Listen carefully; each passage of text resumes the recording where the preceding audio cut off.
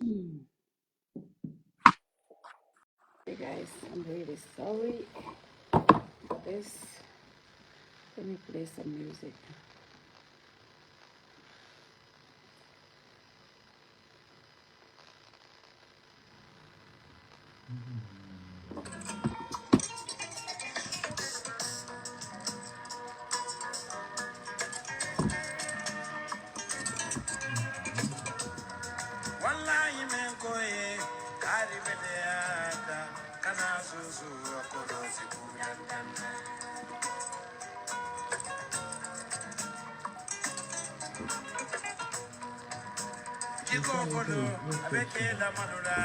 Yeah, he will come on.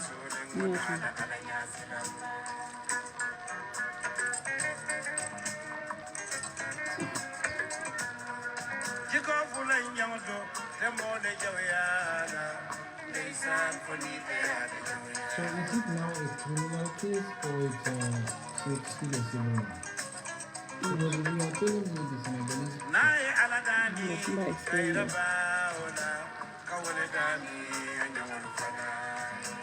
Thank you, Yambasane.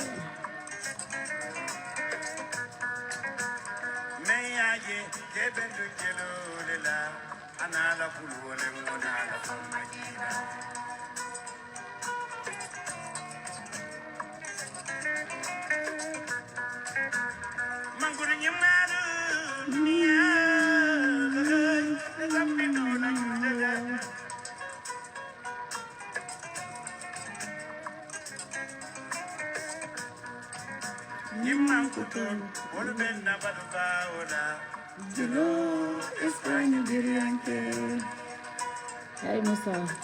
Jaliba. Jaliba Kadia. Jaliba before. No.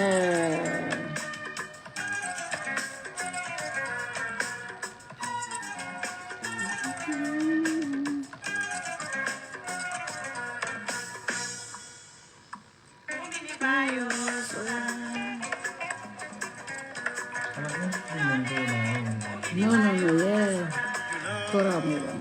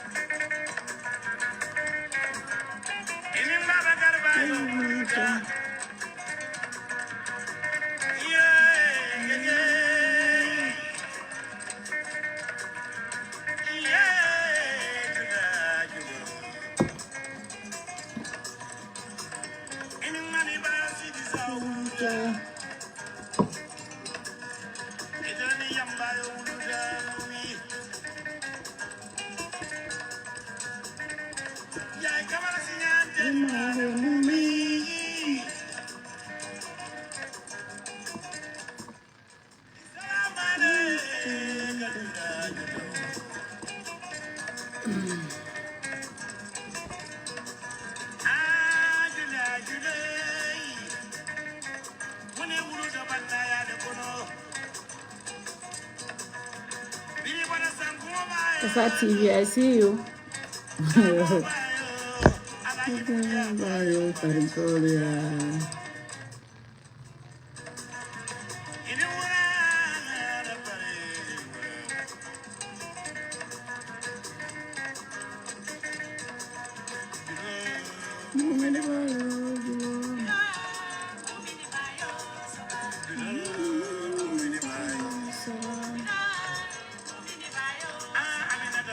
Hello, Malik. How are you?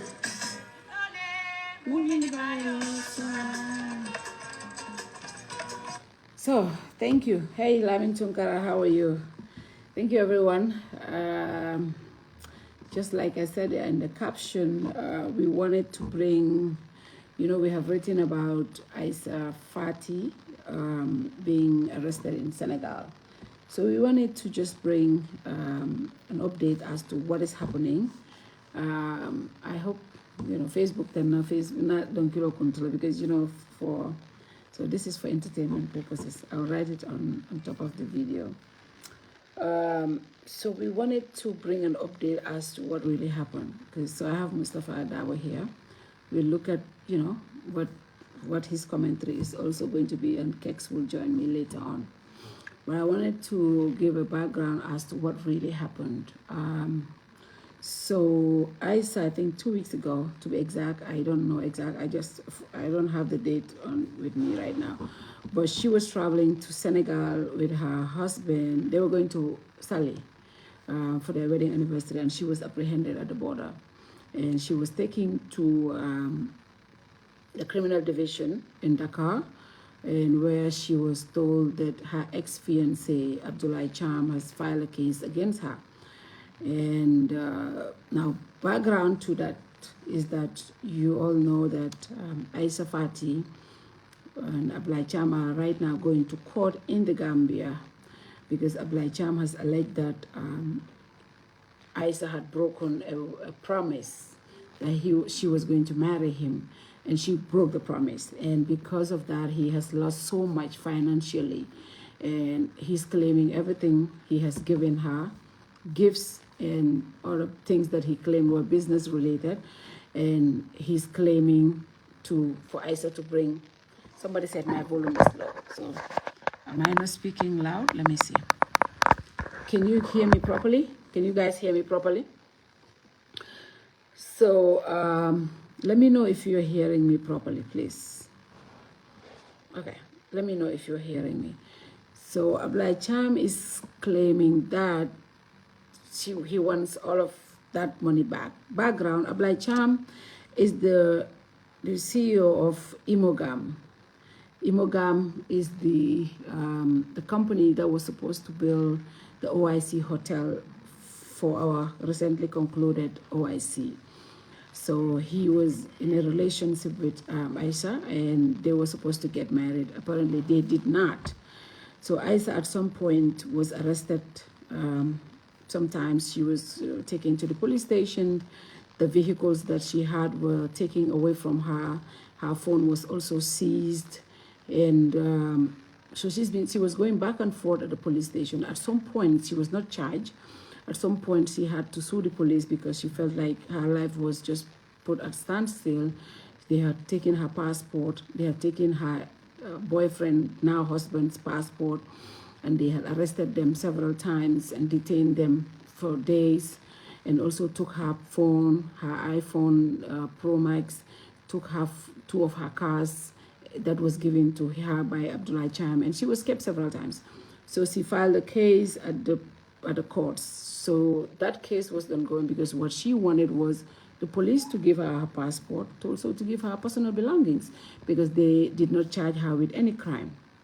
So it was during that process, I think the case went up to some time where it was supposed to end. Then Abdoulaye Thiam also filed a legal suit.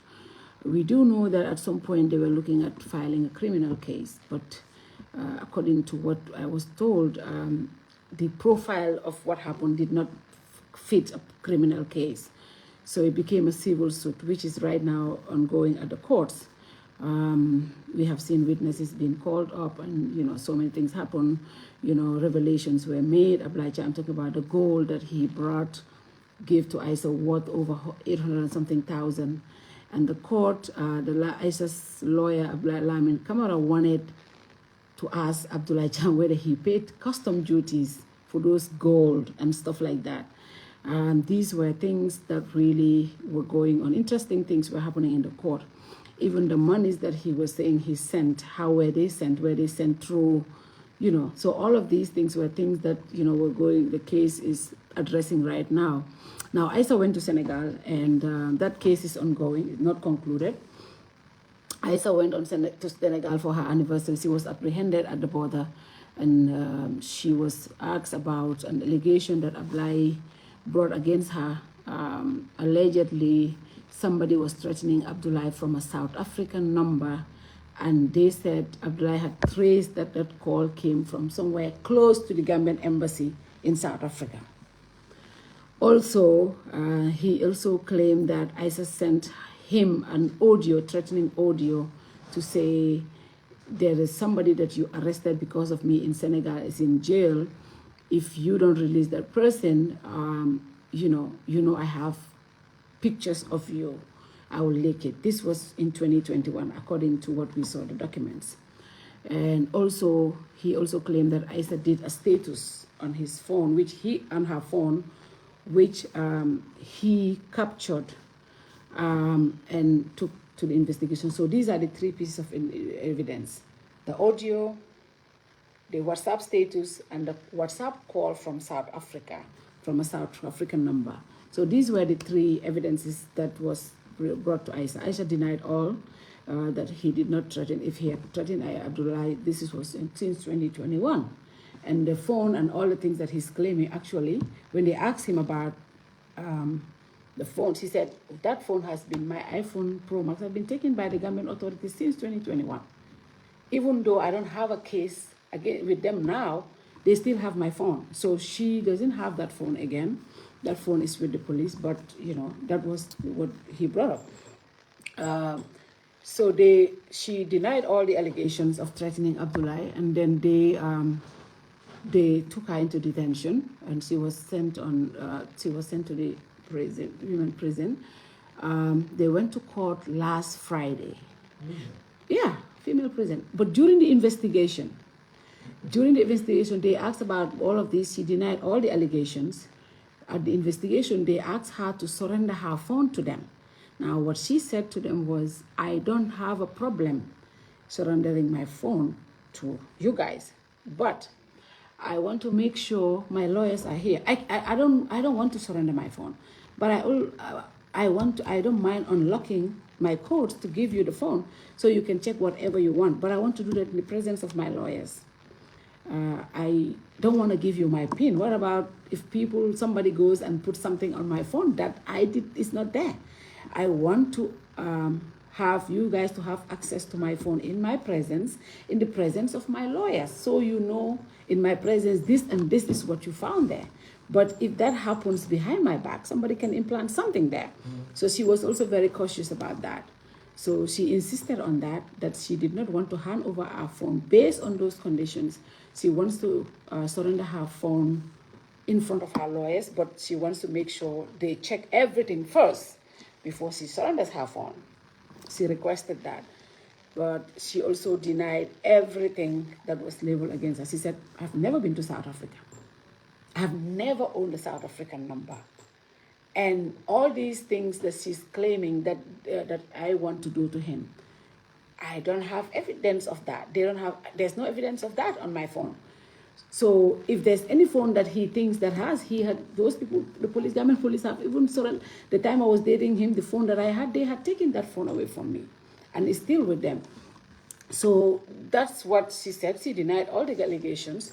So she was taken to detention. She has been with them, so she was given a court date for last Friday. So last Friday, it was a panel of judges, 1 man and 2 ladies, at the courts. When they came in, they brought her. Her lawyers were there. She had 4 lawyers. Her lawyers were there. Thiam's lawyer was there with the prosecutor. So Thiam's lawyers requested to adjourn the case so they can have time to request the case. I mean, lawyers will always do that, right? So they requested that, but Aisha's lawyers denied and said, no, you are the ones who brought this case. You should know the case. You submitted your evidence and all that stuff. So they argued, but the lawyers, the judges granted that to adjourn the case, and she was taken back.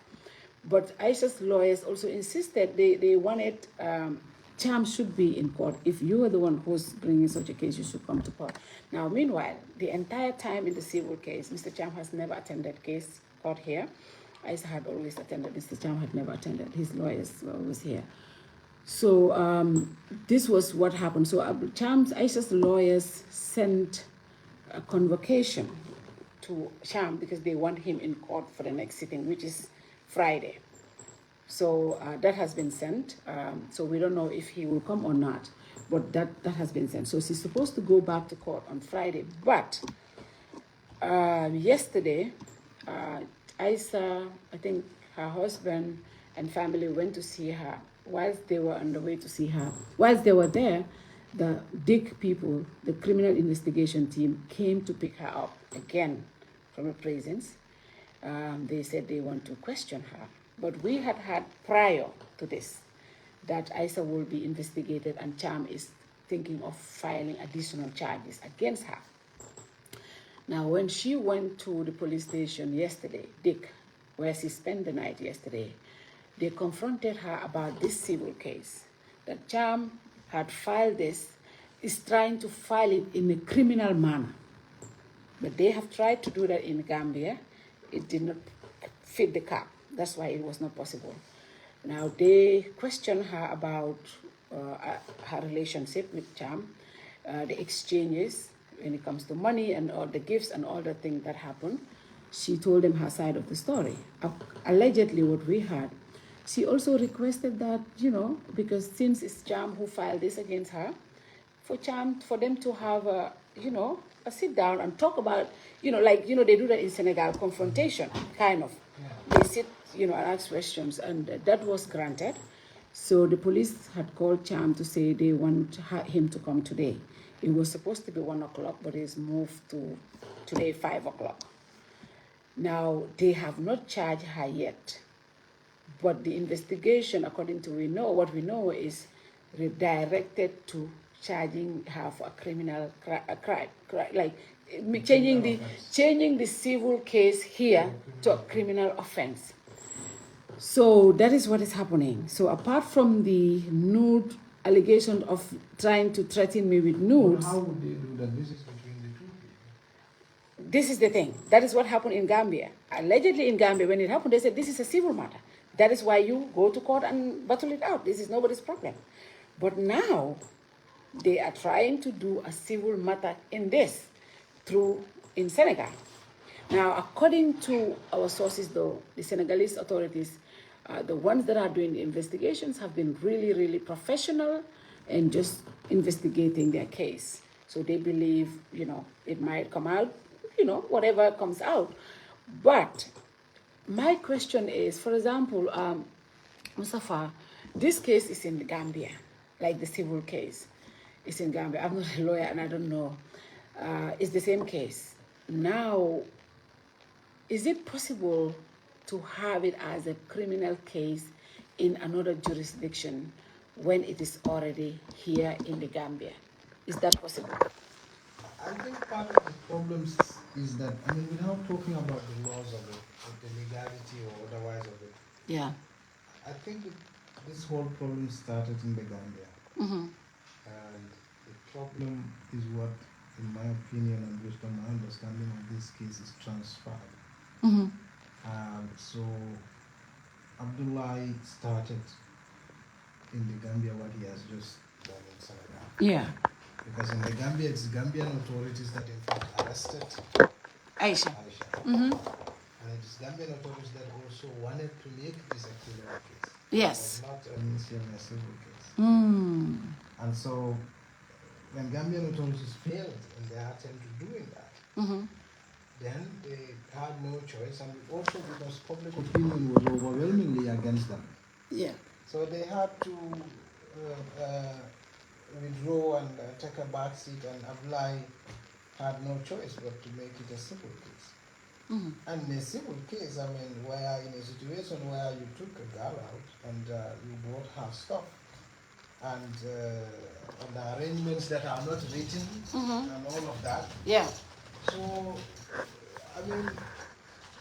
it was also incredibly big. A lot of lawyers were talking about it. Mm-hmm. And so my understanding, my opinion is that I think Abdoulaye sees that Abdoulaye is frustrated with how the thing is being handled in the Gambia. Mm. And that's why he took it in Senegal. But of course he has to have the I mean, that is what the Gambian authorities have. Were not going to act about it because I mean, it just wouldn't flag in the Gambia. So I think that's the reason why they took it. Abdoulaye took it to Senegal. What I didn't understand though was why he would file a criminal, a case that has a criminal dimension, such as revenge porn. Because he said the girl has a nude picture. Yes, that is what is claimed. Exactly. Yeah. I mean, while that is not, I don't think that's a crime in the Gambia, but it's a criminal offense in other countries, including the US. Yeah. I think even in Gambia, yeah. It's not? Gambia, revenge porn. Is it? Is it not? I'm not sure. You're not sure? Okay. I haven't seen anybody being charged for possession of nude pictures of others, but maybe. Okay. It could be. I mean, if that is in the case in the Gambia, Gambian authorities have tried the criminal dimension first. Why didn't they charge after that? Because Gambian authorities did want to act on this. Yeah, they did. So Abdoulaye was very influential at the time. There was a prospect. So he was already quote unquote working on the OIC hotel. He was reportedly very close to the administration. And so, yeah, I mean, you could see what the police had done to Aisha, the girl. I mean, confiscated her phone, had her back and forth at the station. So they had interest in prosecuting her. Yeah. So the question now is, if they had a nude, if he has this case, nude case, why didn't he produce it back then? Yeah. If there was also an evidence of him being black, and a call coming from South Africa is neither here nor there. Yeah. If I don't own investigation, criminal cases, all cases are like investigations. You have to pin people to specifics. Okay. So, for example, this call a threatening call comes from a WhatsApp number, which is owned by me. Yeah. And this WhatsApp number has to be owned by me legally. Say, for example, it's registered in my name. That you can tie to me. Yeah. Or a call comes from, it carries my voice, and you had it's recorded, and you had a voice verification tool, and you verified it's authenticated. Maybe that's a long shot, but maybe that's a good evidence. Yeah. I mean, or something like that. But if you can't just say a call comes from, let's even suppose Aisha visited the South African embassy. Okay. Let's suppose, for argument's sake, yeah. she visited South African embassy. A call comes from South African embassy. That has nothing to do with Aisha. You can't pin that on anyone. Because the call that comes from South African embassy is neither here nor there. It's not my business. How many people are in South African embassy? How is it in God's name? Would that be me? If I have a problem with you, okay. But you can't just hear a man's voice calling from South African embassy, even when I am within that premises at that time, and say this is my call. How do you prove that? Most especially if I haven't visited South Africa. I don't have anybody. I'm not the president of the Gambia. You could say, oh, he could put some pressure on South African ambassador or public officers to make a call. I mean, how do you connect that? That's a long shot. It's not even a long shot. It's not a shot at all. Now, one thing they're also trying to link it to, allegedly, there's somebody at the embassy who had one time sent Abdoulaye an audio. But this audio I have listened to is only telling Abdoulaye that I think somebody's reaching out to Aisha to wanted to negotiate. So I told them, I know you, you're a good person. So I'm giving that person your number so you guys can negotiate and maybe you will come out, I'll be a solution also to Nying. So this was something that person who works at the embassy did send to Abdoulaye. But that was like trying to negotiate. So what they are trying to do is to link that person to say that person is in South Africa. But that person even did not send a message through a South African number. It didn't link with that number. It is from a Gambian number or from that person's WhatsApp number. And did that seriously. But even if a third party suppose a third party, suppose I have a direct confrontation with you. A third party uses his phone and insults you. That's not my business. That's nothing to do with me. Unless you can prove that I have authorized this individual to do this.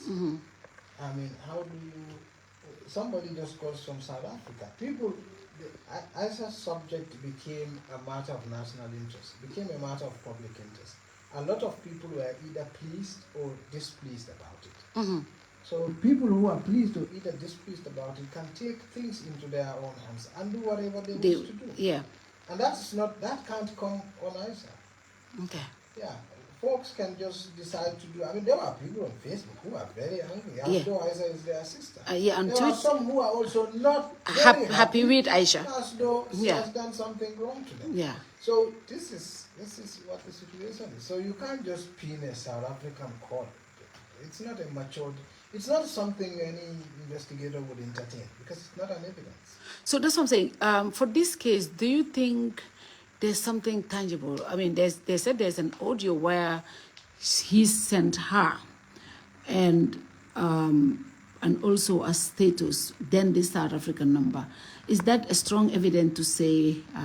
Well, it depends on the context because when people date, they can have a lot of episodes, and sometimes these episodes can be violent. Sometimes it can be toxic. Yeah.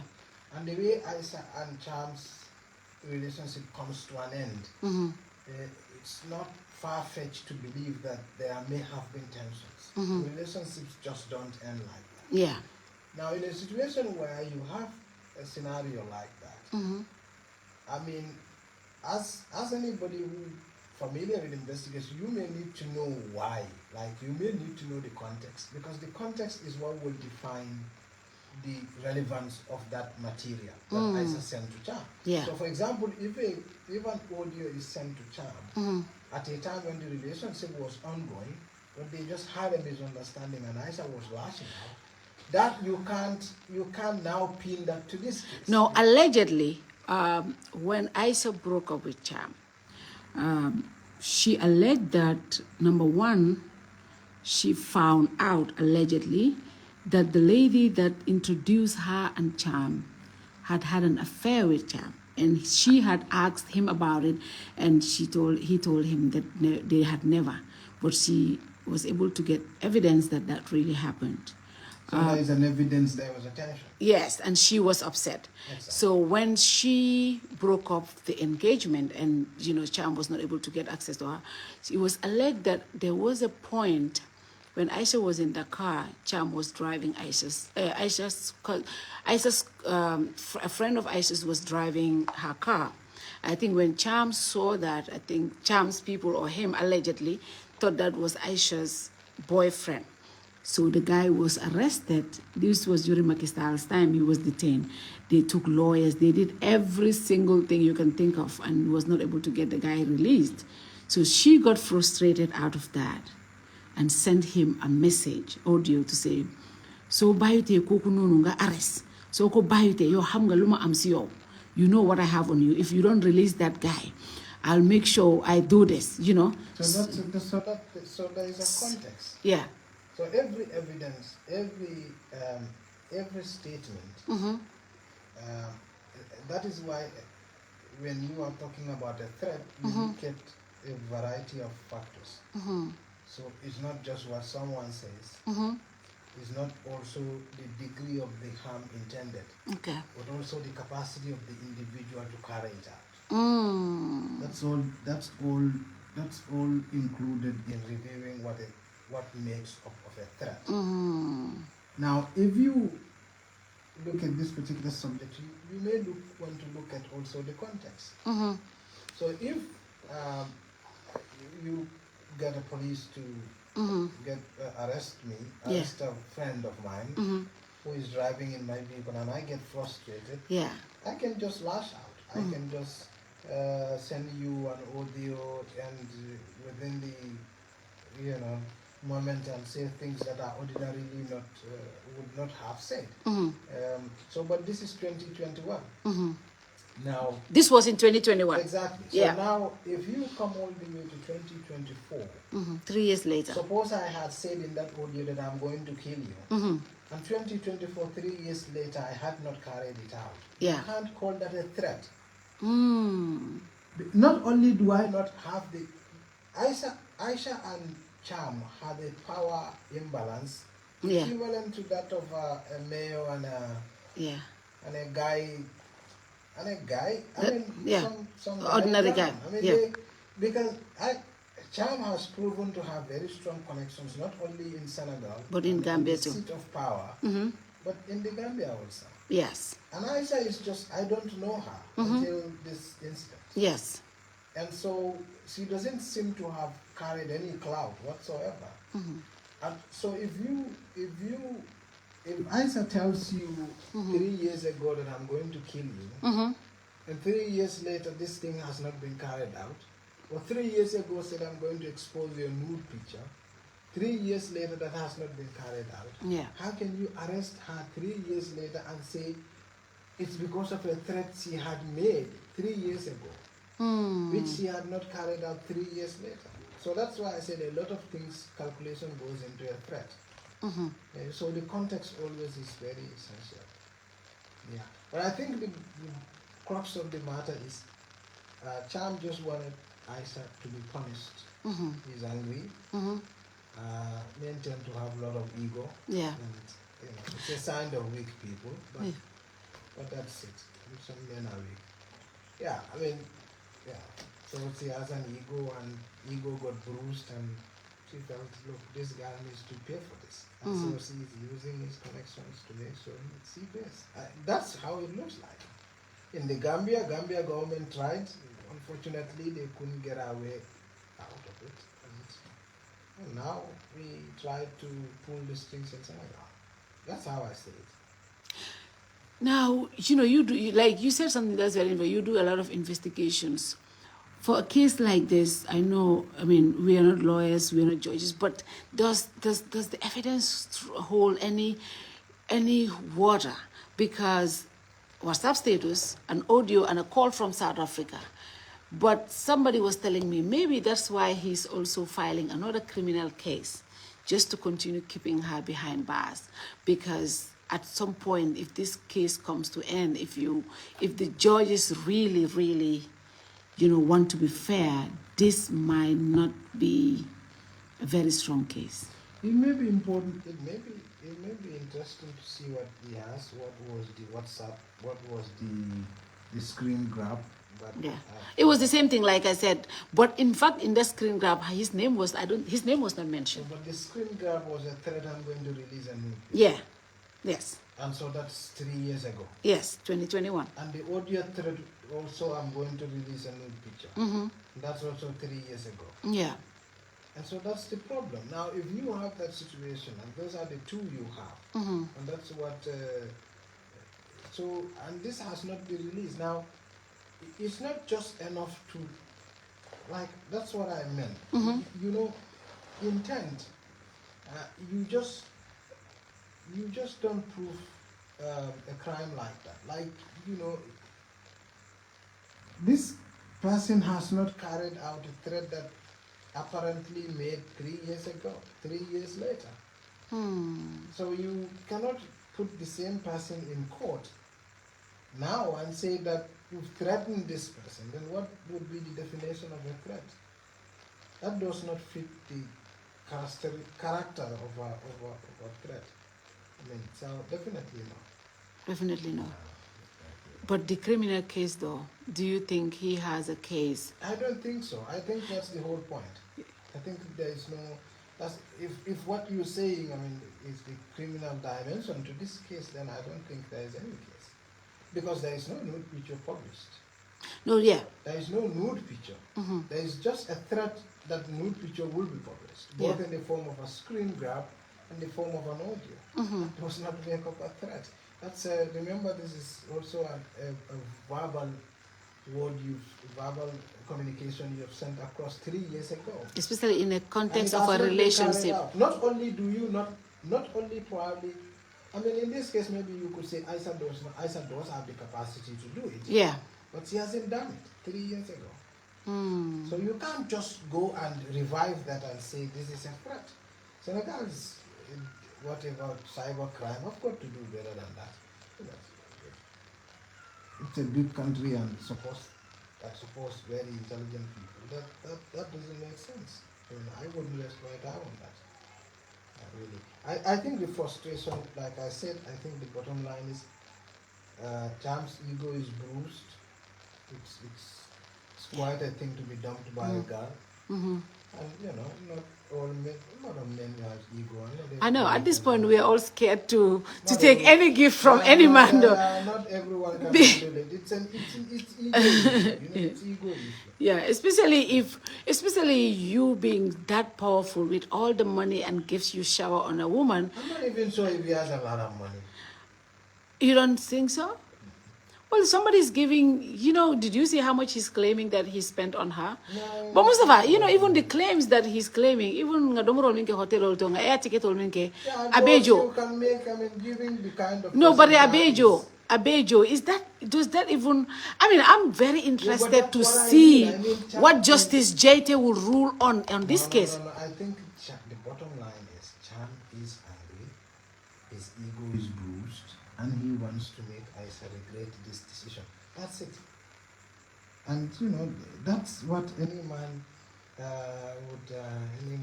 most men would you do the same? I don't have ego. Would you do the same? No, I don't have low self-esteem. I don't have ego. Yeah, but this, especially if she went to marry somebody who is like, me alonko is just an ordinary person. Me alonko, aflongolon, dindingolom, koditabulu, maybe fola, and they just manage to have, after everything. Sometimes I can understand as a man how that will come across, Yeah, but that's also why most men are intimidated by women supposedly powerful. Mm-hmm. Or women, quote unquote, with class. Yeah. Ego issue. Yeah. But Thiam went away, came back here, and look at the most beautiful girl in town. So that cost him so much, though. It just look like it. I'm not sure. I doubt I said it's the most beautiful. No, but what I'm saying, she's beautiful, right? And she's you don't know. You haven't verified because you don't know. Yes, I understand. But what I'm trying to say is, now on a serious note, this is a very interesting case. For me, I would have loved to see what Justice JT would rule on this case, because when you look at the case itself, they haven't given justice. Well, I guess it's still relevant. It's still relevant. It's in court. It's still in court. So, number one, there's definition as to what is gift, because he's even claiming back the gifts. The money that was given to her. So, what is the basis for claiming back the gift? Because she broke a promise. She broke the marriage promise. I don't think. Look, I'm not a lawyer, but I don't think there is any legislation regarding promise, huh? Marriage for. No. I mean, if I promise you. Yeah. That I, Mustafa Kidab, I promise you that I'm going to give you a laptop. Yeah. Regardless of whatever social relationship we have, Mm-hmm. I am at will to withdraw that promise. Like, how can you tell me you've promised me and because you've not done it, that's a violation? And then you take me to court for that. No, he's saying she promised to marry him. Oh, yes. And he in return gave is there any agreement to the marriage? No, there was no agreement, but verbal agreement. Okay, yes. Yes. Which is also an agreement. Yes. And he spent a lot of money on traveling with her, giving her, But then something happened. buying her gold, a lot of gold, giving her money to buy properties. Allegedly, that's what he said. So he wants all of that back, plus the vehicles that he bought her. But it does turn out that the story is not as straight as it's narrated. Mm-hmm. So there is a tension. Yeah. Something happened. Yeah, that's why she broke the engagement. Exactly. So if something happened, the story ultimately, how do I keep myself in a relationship with a man, even when I felt hurt? Yeah. That it doesn't work like that. I felt a disappointment in certain things. Yes, exactly. It doesn't work like that. So I think it's reasonable that the relationship ended, and there are reasons the relationship ended. So they would just have to work things out. But if he's also claiming all that he has given, is that also a legitimate claim? All the things he has given? Yeah. If you've given me a gift, there is no guarantee I've not used it. Because once you've given me a gift, yeah, the complete meaning is that I took ownership of that. Yeah.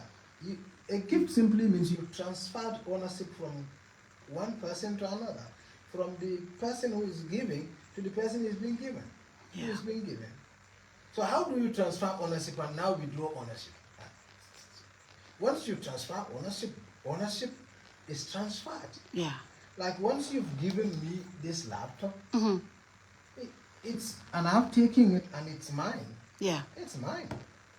If I have gone until you withdraw it, if I have gone and sold it, you're gonna now come and say, well, go and bring back my laptop. And I've said, well, I've sold it. You've given it to me for a certain period. And for a relationship that started until around and had issues. Over a year, yeah. Over a year. Yeah. I've sold a lot of stuff. Apart from that. And also you've given it to me. Yeah. And also now, so if I also take you to court and say, well, for all the times we've had sex, you need to pay. Yeah. Yeah. Yeah. Yeah. I could say that too. Yes. Because at this point, it's going to look like, oh, this was a contract. Now, if you want to claim... Because he was not paying... For all the goodies, all the nice times. Not just that, but he was not... The relationship was not... It was not... Everything was voluntary. Now, what Aisha was doing is voluntary. And whatever Thiam did for Aisha was because Thiam felt Aisha, because of what she was doing, was deserving of it. So because you thought what I am doing is deserving of your gift, and you transferred ownership of whatever you own to me, how can I return that? That's ridiculous. Now, also there were claims, even in Aisha's side, there were claims of abuse, physical abuse. And that was also one of the reasons she cited in the court proceedings. I think there were pictures that they put out there that she claimed. And that's why didn't she also file try to get authorities to? But you know how many of us, investigate Thiam on that basis. Yeah. Because that's a very important issue. Because a lot of men do that. Especially a lot of men with ego. Yeah. But and the thing is, a lot of us Gambian women, we don't. How many times have you seen women, reporting abuse cases? Yeah, because they are bullied. We are bullied, and we don't, especially when you deal with powerful men, we hardly report these kind of incidents. No, it's true. I have worked on cases of rape all over the place. And in fact, yesterday I was going and I was in a taxi and there was a lady sitting in front of me. Yeah. And she's weared a very shirt with just 2 strips of cloth. Yeah. And behind it's as though there are healed wounds. Long lashes. I looked at it and I was going to pat on the back and say, what happened? Yeah. To know. Yeah. Because I was. You were concerned. Yes, and a lot of people suffered here. But there was a time they used to say that. It's now that people are even thinking, that is abuse and this is something you should. A lot of people get beaten here, and a lot of people get abused, cheated on. Mustafa, they want you to raise your voice a little. Yeah, a lot of people get abused, cheated on, beaten. I have done it. I have said it. A long time, a lot of places. If you have a daughter in the Gambia, you should be concerned. But is that a reason for anybody to break up a promise like marriage? If somebody you find out that this person has cheated with a friend and you just get to find about it, is that a reason after everything he has done to you? Because some of us will say, with all the millions, why you should let go about that. Million does not buy your dignity. Million does not buy your dignity. nobody does anyone a favor by being in a relationship with the person. That is ego. That is arrogance. You know, Thiam can't claim to have done Aisha a favor because he's dating her. Why? He's not dating her because, I mean, if Thiam wants to empathize with someone, there are a lot of girls out there. The two dated because they considered each other fit for each other. That's it. That's the basis of a relationship. Now, if you go and you can't abuse people, if you abuse people, it's enough reason for them to walk away. It doesn't matter what you did, whether you cheated or slapped or you insult them or insult their parents, they should walk away. Yeah, it's allowed. You can walk away. For those who said if she's walking away, she should also give him his money back, all the things he has done. Why would I do that? Because the money... You don't see anything wrong with that? No, there is nothing wrong with walking away and walking away with everything. Because remember, the money does money is paid on what I have done already. The money is not paid for future. It's not an investment for future.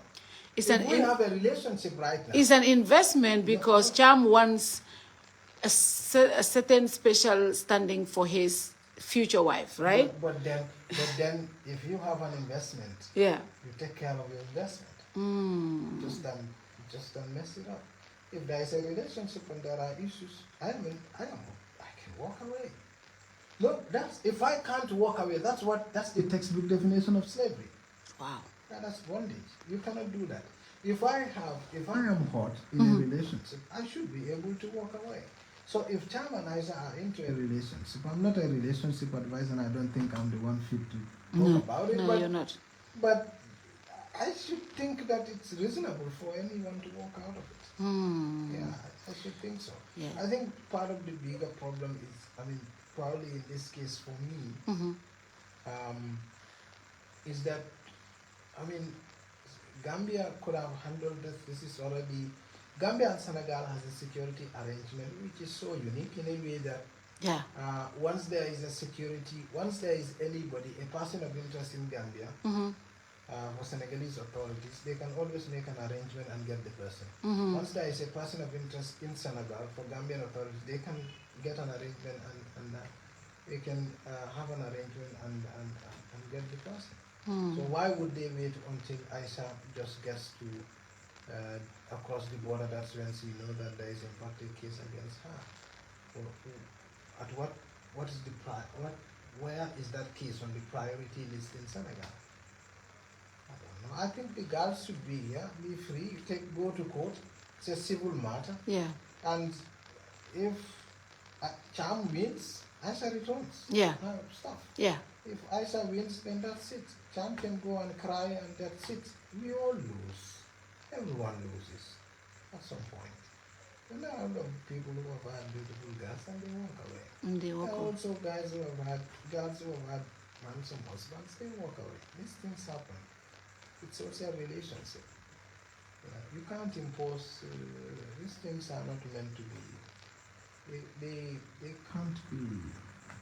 It doesn't have to be life,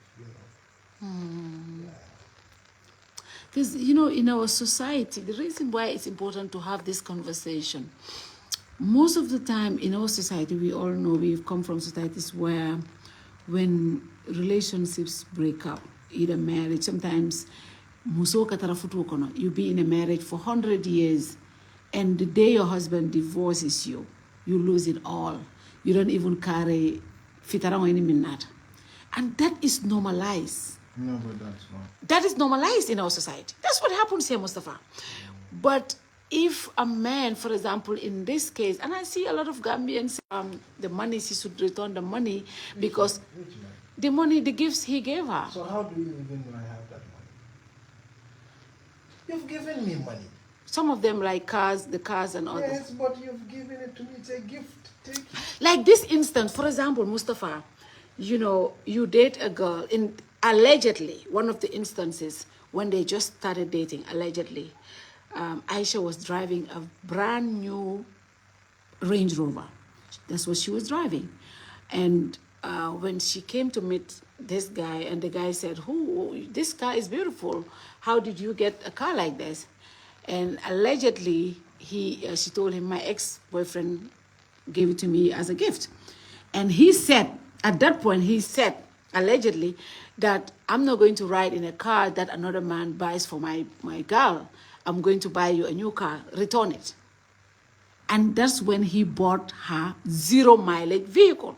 Now, if you tell me to return the other car and you buy me a new car, now that you want to walk out, I have to give you the one you bought for me also? Nah, no, this thing, I keep it. You buy it from me, I keep it. Yeah, I'm not returning that. Yeah, I'm not doing that. For me, it's not a, why would I return it? Yeah, I don't think it should be returned. I mean, but even if it were to be returned, I mean, that is your case. Yeah. Allow the justice Let's to take allow its the course. justice to call. Yeah. Does this mean he doesn't trust the justice system here, or what? I don't know. Because a lot of people even believe that the way things are going, he might win the case in Gambia because of some of the things that we see are happening in this case. But how, I mean, you know, There are a lot of... Gambia's justice system also has its downsides. Those are things no one is willing to talk about yet. Yeah. It's interesting. Well, I'm really interested to see what Justice Jayte will rule on this case. I don't know. I mean, I'm interested to see. I want this case to end, yes, so I can see that. Yes, but I don't know. Really, I don't know. I'm not even familiar with all the evidences they've collected and all of that. And, you know, my personal opinion is that I think it's a gift. A gift is a gift. If you've given me a gift, I use it. As a gift? Of course, it's a gift. If you've given me a gift, how do you come back? If you can come back for it, that's not a gift. That's mean I'm a vault. Oh. You've given me something to keep it. I don't do that. You give me money. If it's a gift, it means go and spend it. If it's a car, it means go and use it. Now, how do you give me something to go and use it and now come and say, because we fall out, give it back to me? How do you even know I have it? And how do I even, because that's against the, you know, it's English language. It's a gift. You've given it to me. On the arrangement. Now the arrangement collapsed. And so what? The arrangement collapsed. There was no guarantee signed anywhere that the arrangement was going to last. You didn't give me a gift because you think I'm going to be your wife. Or you gave me a gift because I am your girlfriend. And we were dating. That's why he gave him a gift. Yeah. Yeah. It's not written anywhere that they're going to date forever. So you gave me a gift on the understanding we have at that material time. You cannot stretch that for everlasting. So that gift, anything, the gift was for all the events before the gift. Yeah. It's a compensation, it's a gift, it's something I receive for everything that happened until the gift. And anything that happens after the gift, we're allowable. Interesting. I mean, I don't see any rationale in that. You can't tell me that I don't see any rationale. Wow. Yeah, if you've given me a gift, then that's it. You've given me a gift. Yeah. But, I mean, you never know. I mean, it happens also. I mean, you have a country like here, people, you know, a lot of people are abusers, including men. So when this kind of cases goes to court, they tend to see their own lives in it and their own stories in it. Yeah. And so for them, once we stand for justice for X, the same thing could apply to us too. A lot of we hear stories. I've never worked on abuse cases of powerful Gambian men, but we hear stories all the time. All the time. Yeah. Yes, we hear stories all the time. Go to these organizations, go to government agencies, talk to girls. Yeah, talk to women, talk to them. Even the kind of sexualized comments, you know, comes out of them. Yes, and they, you know, go to the most upright of men in Gambia. The kind of comments they make on women's bodies, how they treat them, you know. And so, for some reason, I think it disturbs me, but I think women like it for some reason because the kind of how it's tolerated in the society. I mean, I have worked on a few cases of rape, abuse, and how it's tolerated. It's sad, you know. Yeah. But then if you have a bunch of men on top uh, who are themselves not any different, what do you expect them to do? A woman, for them, it's a commodity to be utilized. And once you are done, then that's it. And then they give birth. If they cannot give birth, then they are sex objects until at some point in their life. I mean, trust me, this is not grim. This is what most of Gambians think.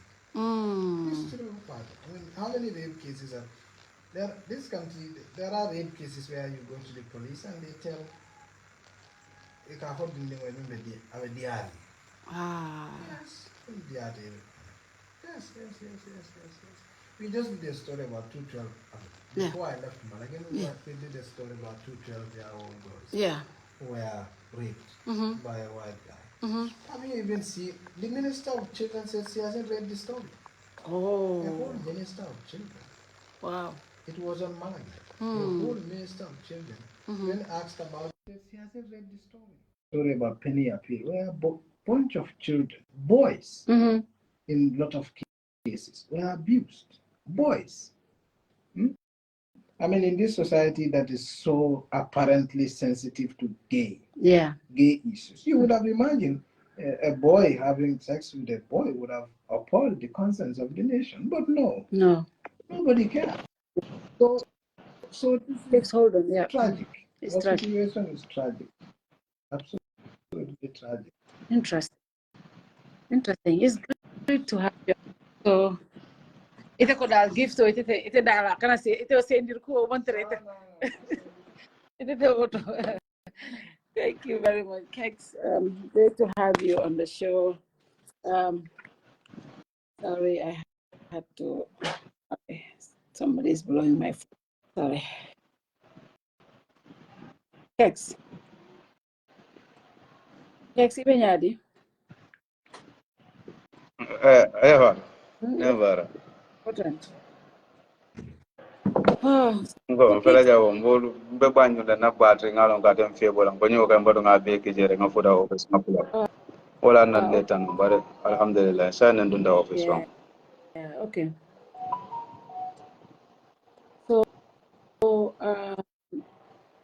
So in case ni ngal ko ite be case follow kan ne pake case so you have an understanding about hearing banjo, and then right now can you brief na audience what really is this case, what you know?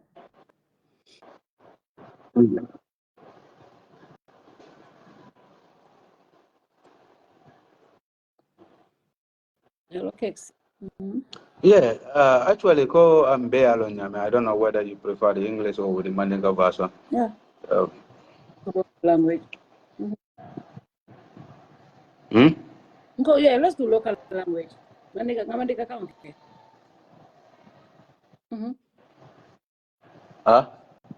Mante mo gamba kada is you are breaking. Let's do English. What do you know about the case? Yeah.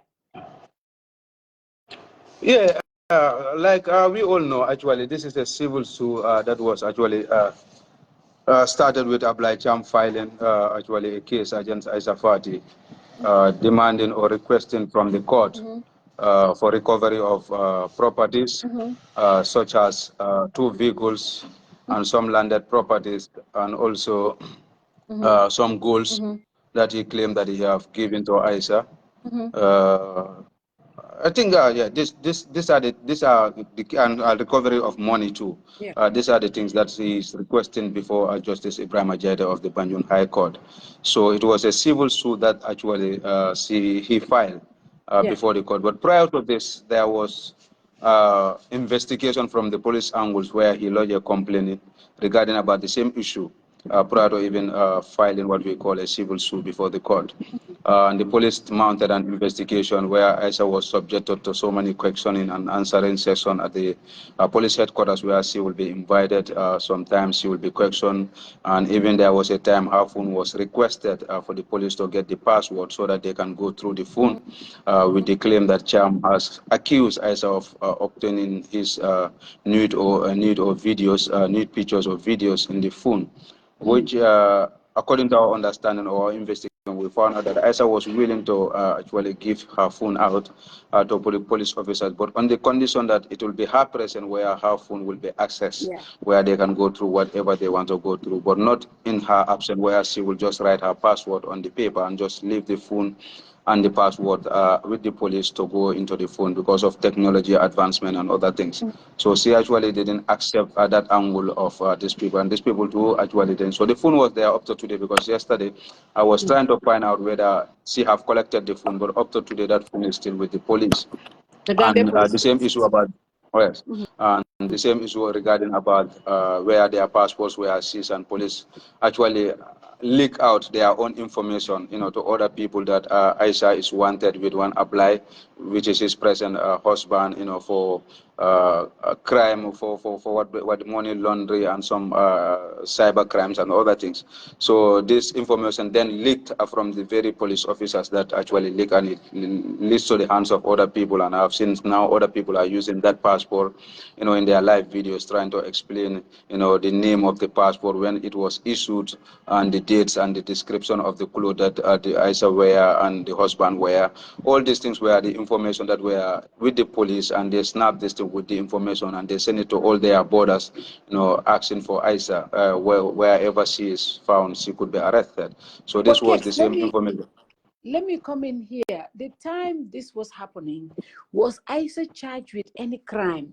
The time the police arrested her several times with her then boyfriend, now husband, they detained them on several occasions, took their passports, took their phones, and even at some point had their documentations, you were saying, were leaked by the police authorities, to say that these people, it was circulating in their WhatsApp groups and it was leaked outside that Aisha was wanted and her husband. But even though that was never the case, right? Now, at this point, when this was happening, was Aisha charged with any crime at that point, the time that this was happening with the Gambia police force? Was she charged with any crime? No, actually, she was not actually at that material time. They said they were on investigation because they received an information regarding about Thiam. And according to their information that I gathered from them, they said whilst they were investigating the report that was filed by Thiam, that, Aisha has obtained his vehicles that he refused to hand over, and some of his properties that he's requesting, and he wants them to help him to get those properties from Aisha, and they have called him questions. So during their questioning, they came across these Yahoo boys. There are a few Nigerians that they caught. So whilst they were interrogating those Nigerian people, the Yahoo boys, they mentioned Aisha's name. So now they have moved from the issue of Abdoulaye Thiam, now trying to investigate Aisha for international organized crime and other related issues. So this criminal issue was then filed before Justice Alami of the High Court. They start, but prior to that, the matter was there. Then the police went to charge Aisha for some of international organized crime and this money laundering issue.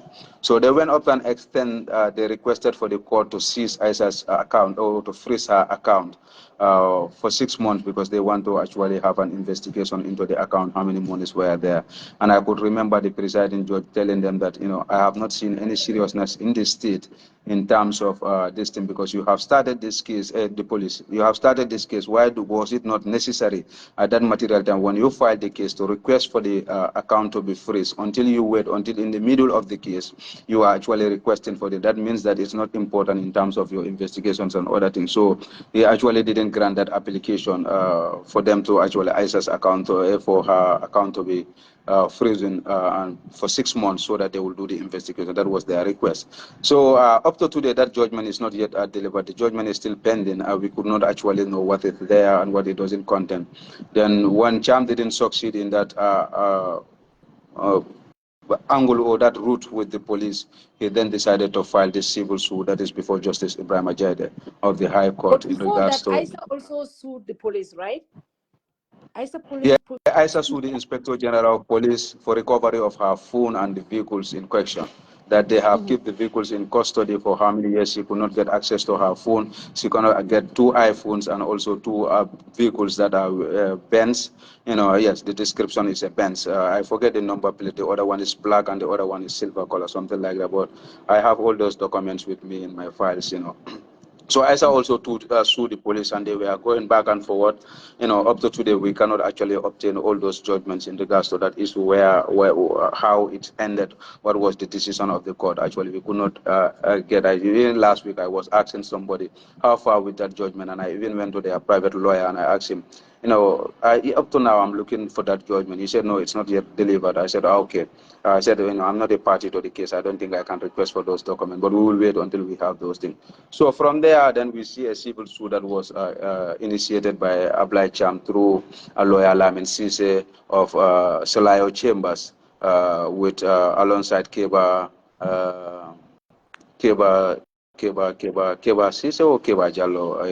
He's the IEC councillor. He's also the council for the IEC. What I know is Keba. No, Solar Chambers. They are all from Solar Chambers. Let me just say. So this started, with Thiam, with the claims that I have earlier mentioned, recovery of the 2 vehicles, goals that he claimed that were given to Aisha for a business, some of the landed properties that will be used in terms of their business, and some cash amount that were transferred for the establishment of the business. So these were the things that he filed before the court, for the recovery of those items. So when he did that, then they went into a pre-trial conference where they informed the courts the evidence that they have, the witness they will rely on during the trial, so that at least the defense will prepare themselves. Because now in the Gambia, we don't have what we call prosecution by ambush. You must inform the other party in terms of some of the evidence that you will rely on before the trial starts. So they normally go into pre-trial conference where they will inform each other the evidence they have, all these things. So all those things were done. Then the trials comments are proper, where Thiam invited his first witness to come and testify in regards to some of the claims that he said. And this witness was a senator who translated the receipts, some of the properties that were bought, the receipts of the goals, and also he's a translator actually. To be specific, I cannot actually remember, but he's a businessman who also said that he gave his name actually Amadou Jallo. He said he's Amadou Jallo. He's the one who signed no, it's Amadou Jallo who signed the statement in regards to this thing, the doc, yes, no, Amadou Jallo translated this thing, so I could remember his cross-examination with Ellis. Ellis was asking him in regards to whether he's familiar with English or he understand the English language, and he was saying that he have a limited understanding of the English language, and Ellis was concerned, how can you then translate a document from French to English? So he was more of a translator. He confirmed that he translated the receipts, into from the French language to this other language. So he was the first witness that came and testified. Then immediately after his testimony, the lawyers of Abdoulaye Thiam also filed or informed the court that they have filed an affidavit that they submitted, an affidavit for them to have add one new witness that was not actually part of their witness, which will be one farmer Tal, who actually will help them in terms of the goals, the issue of the goal, because farmer was one time a client to Aisha, where she actually bought the goals from Aisha, and she claimed to have receipts and conversation to that effect, where he can justify that Aisha was into a gold business with Abdoulaye Thiam, and also he bought these golds there. So when they made that application, the council for these people objected, and they also filed an motion in opposition, actually, against this thing. So whilst these people filed what we call a notice of motion, seeking for the testimony of farmer. So these guys actually said that they against that motion, but at the end of the day, the ruling of this thing. So before the court will decide on that, other witnesses come to testify in regards to this issue, and there is another witness who came by the name, I cannot remember the actual name. but he was, get to that? I yes.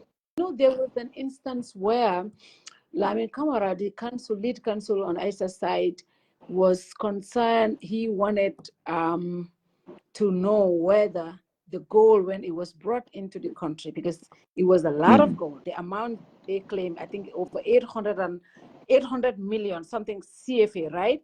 That was the value of the gold, something like that. Correct me if I'm wrong on the amount. Now, Yes. Lamin Kamara, you said this was Yes, not a actually, gift. yes. You wanted it as it was for business Yes. purposes. Did you pay any taxes on this when you brought it into the country? That was something that was raised by Aisha's lawyer, but I think it was that something? What was the answer when that when that was raised? Yeah, actually, the man was questioned in regards to the gold that he claimed that 2 bags of gold were transported from Senegal to the Gambia to be received by Aisha Fati, or was delivered to Aisha Fati. And when he made this during his evidence in chief, then Counsel Lamin, during the cross exam, Counsel Kamara then asked the witness whether these golds were actually. Hello? Yes, go ahead. Hello. Yes. Okay. Okay. So this guy actually said whether the goals were actually declared due at the border. That's normally when you come with certain quantity of these goods and other things. What you do is to declare them with the custom officer so that they will know the quantity of the gold that is coming, and there will be some tax that you will pay based on that effect. That will go to the state coffers in terms of such type of business, because you are not just giving it as a gift, but it's a business according to the claim of Thiam. So if that is the case, then you need to declare that the custom, so that actually the Gambia will also generate what we call a revenue. So he actually answered that he didn't wanted to answer that, because before he will answer that, the counsel for Thiam said that the question, if the witness answer the question, it will incriminate the witness. It will incriminate them, because like tax evasion is a crime in this country. So they objected that the person should not, the witness should not answer the question, because it will incriminate the witness. So when he made that, then Counsel Camara objected and rely on relevant sections of the law to say that even it's going to incriminate the witness, because of the public interest and the public money there, he's obliged to actually answer the question, and the judge has to deliver a ruling to that effect. So Justice Jada actually delivered a ruling in the favor of LS Camara that the question will be answered, even though it's going to incriminate the witness or any of the person close to the witness, but the question has to be answered. So that was the time he answered the question. He never actually declared the schools at the custom. He just came with the gold from Senegal, 2 bags, and entered into the Gambia and lodged at what we call YMCA Hotel, where he met Aisha. Then he handed over the golds to Aisha and left back to Senegal. LS then pushed to ask him how much is the quantity of the golds and the weight of the golds, which he cannot also answer, to say that, okay, this is the quantity and this is the quality. So LS then threw the question back to the court to decide whether the evidence of that person will hold weight at the determination of the case, since that there is nothing that can confirm authentic to say that at least a document that will show out, okay, the gold entered into the Gambia, and this is the receipt, or this is the custom clearance, or this is the GRA clearance of the gold, or declaration of the gold. There is nothing of such nature. So he just threw it back to the court to make a decision on that regards. So for him, he was just trying to verify whether if it comes to the country normally, LS was pushing him to that angle that, it must be declared at the court, because certain amount of gold, how do you escape that with the custom officers and other things? So that was the angle where that was. So then the witness continued to testify, to give his testimony. Yeah.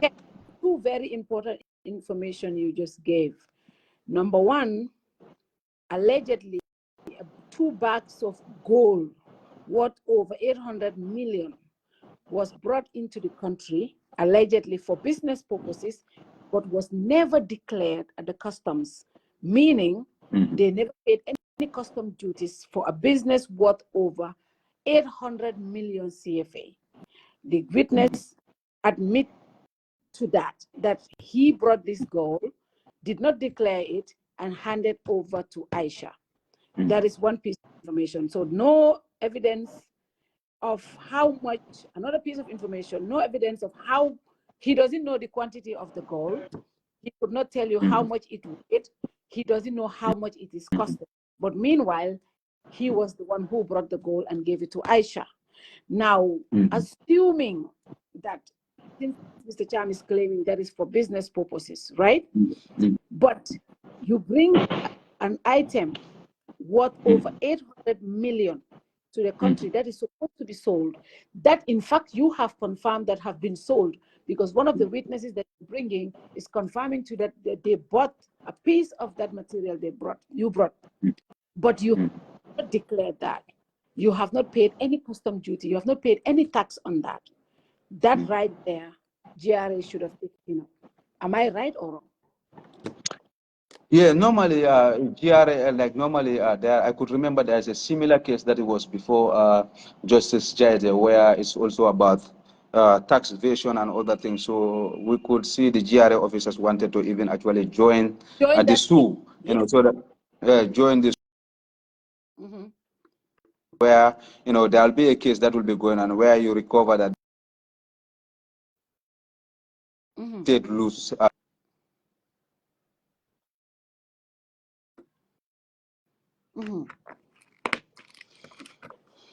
Because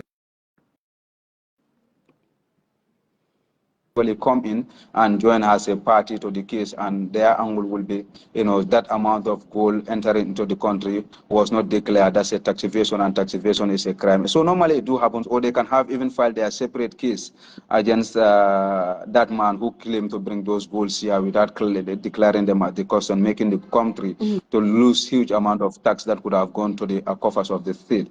All those things are things that could have happened. So I don't know why it doesn't happen. That's a question that we can send back to the relevant authority that are responsible for tax collection in our country. And also, there are claims of cash that was given to Aisha, and it is for business purposes. During this entire process, were there any business registrations that were tendered in court to say, this is the business that Mr. Thiam and Aisha are involved in? This is the business that they are engaged in. This is the name of the business. This is the business registration. And during this entire process, was anything like that tendered as evidence? No, so far with all the witnesses that have came before this court, there's no of the witness that actually informed the court of a business existing between the two parties that are before the court yet. Maybe, still now, maybe they didn't exhaust their witness. We know that there are two more witnesses that are coming. After Farmer Thiam, Abdoulaye Thiam himself will be in the box if they didn't have any additional witness. But so far with what we see, the witness they want to rely on, I think Farmer will be the second to last witness from there, Abdoulaye Thiam. But so far, those who testify before this court, either the Forest Bureau people were 150. In terms of money that I could say that was argued even in court is only $150,000.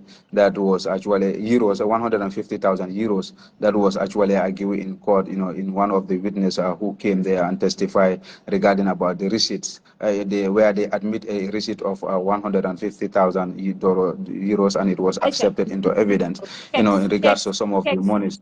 Can you be clear on that? Yes. Can you please be very clear on what you were saying? The money that is being claimed right now, what we're hearing is in millions, right? But you are talking about 150 euro, only that receipt that was tendered. Am I right? Can you clear that statement? Yes, I can. Yes. Yeah, I could actually even said, Council Lamin further explained that a document consists of receipts amounting to 100,000 euros and 50,000 euros, both signed by Aisha Fatou, the first defendant. We are here to be tendered into evidence. However, opposing counsel Lamin S. Kamara, representing Aisha Fatou, objected to the submission of counsel's argument that there is no evidence proving that the receipts are indeed signed by Aisha Fatou. Counsel Kamara claimed that his landed counterpart was given evidence from the bar, and there is no such evidence presented. In response, Counsel Sise insisted that the receipts were indeed signed by Aisha Fatou and informed the court that they have filed a notice to produce the original copies of the receipts, which were in the possession of Aisha Fatou.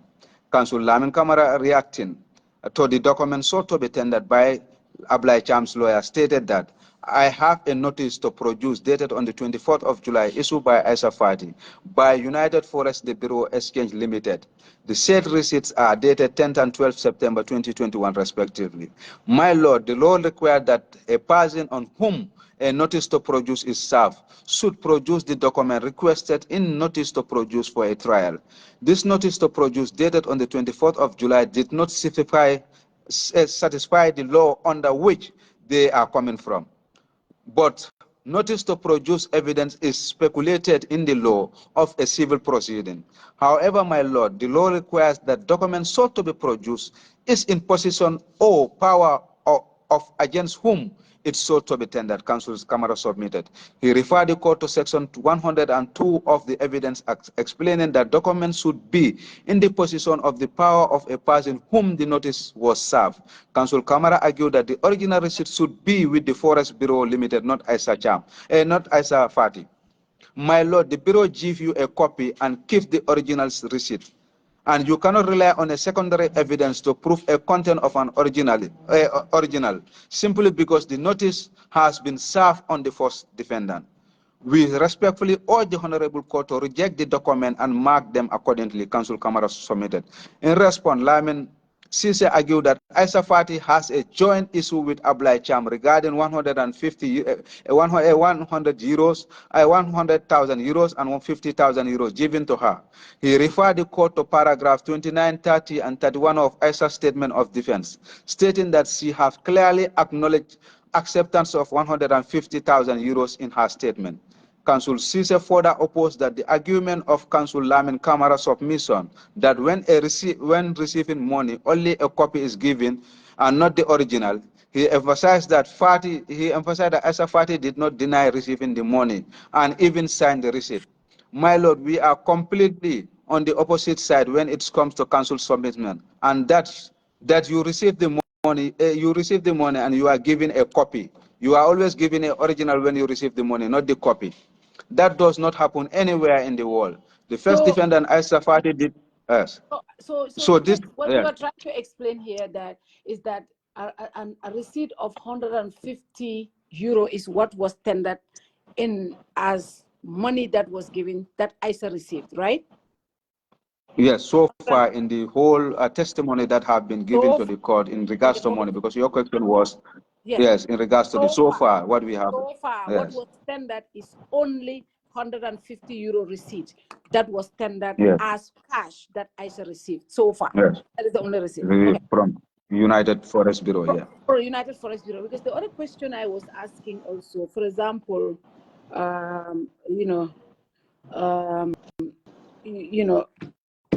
for example, also is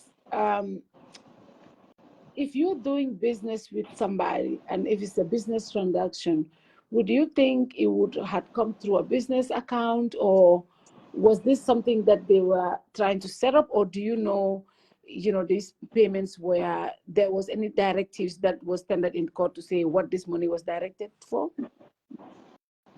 No, actually, when it was presented, they just presented to confirm that there was a money transaction between this, and you could hear in council's Caesar's argument, there's a joint issue that he have with Aisha. So what does that joint issue, because it's an interpretation, what does a joint issue mean, can interpret anything. So I will not be in better position to say either it's a business that he means by joint issue, or whether he means by joint issue can be, it's an interpretation that is very open, and anybody can interpret it on the way you want it. But this is what he said. He said there was a joint issue that they have, and the money was meant for that joint issue. So what is that joint issue? That is what I can actually confirm whether it's a business or it's a married issue or it's any other issue. It can be anything.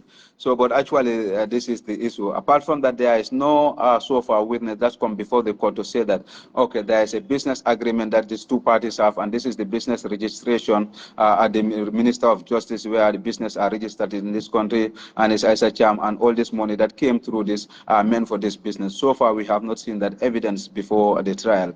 We can only rely on what we have before the court, not what people assume, because since the matter is at the court, we can only rely on what has been presented before the court. Yes. Okay, so far this is Yes. it. The goal was, he's claiming the goal. He's also claiming the 2 vehicles, and also they tendered a receipt for 150,000 euros. Apart from that, is there any other claims that they're claiming to get back in court? Properties so far within the testimony didn't come yet. I don't know who will testify in regards to the properties. It was in the writ of someone in regards to what they wanted to recover properties. So, but what type of properties are they talking? Is it about the vehicle, because that can be a property? Is it a landed property, or is it another property? But so far we have not seen any evidence You have so not far in the testimony. To that effect, that will say that, okay, this is the property that we are saying is this property, and this is the type of property, and this is the. So far we have, whether that will come from Thiam himself when he's giving his testimony, we don't know, and he's yet to testify. So we don't want to assume, but so far what is before the court, there is no property to that effect. So now what happens? Aisha is in Dakar. The court is supposed to come back next month, right? Aisha is in Dakar. Yes. Is in next month, right? So Aisha is in Dakar. And she's in detention. They're dealing with this the revenge porn issue in Dakar, but also we know she's being investigated right now about the same civil case that is here, but looking at it from a criminal angle. Do you know? You have been in the courts all this while. Do you know what happens if Aisha is not available in this case, or the same case in 2 jurisdictions? I have no idea, because it's Gambia and Senegal. But what do you know about that? What happens when when they call the case if she's not here? Yeah. So far, actually, like you said, we have a civil case here, and 2 weeks back we got an information that Aisha was trying to travel to Vice Senegal, and she got arrested at the border, upon entering Senegal's source. And Yeah. when he was arrested, then rumors start coming. By then, we didn't have what we call the bill of indictment, where she was actually being charged. Because normally we will rely on the bill of indictment to know what actually bill. But before the bill of indictment was filed, what we were hearing that it was Aisha was arrested for blackmailing, Thiam, and some said, cyber crimes and other things. All these allegations came in that he was threatening Thiam in regards to leak his nude features if he didn't drop the case.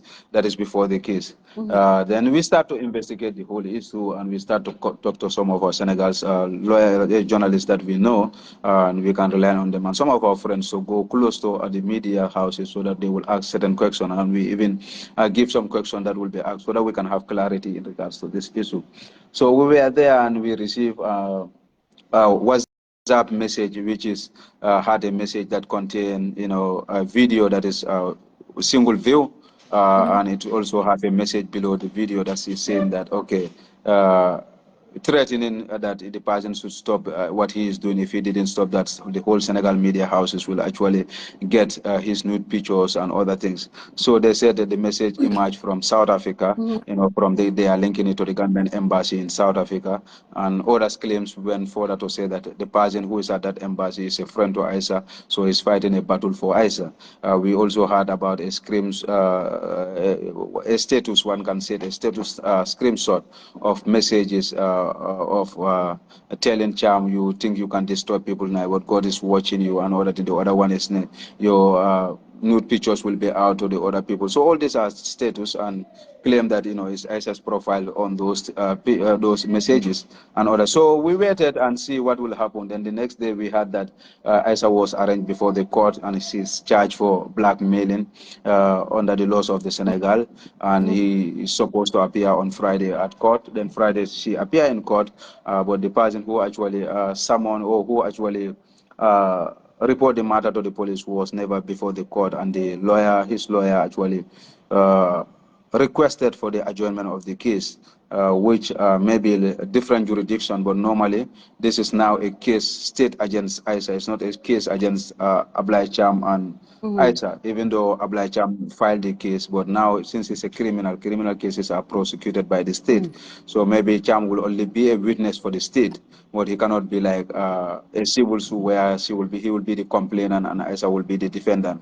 This is now state will be the complainant, and Thiam can only be a witness to the case. So normally I expect the court should proceed in the absence of Thiam or in the press, because it's not Thiam who is proceeding. Normally that's, and I think that's international standard everywhere.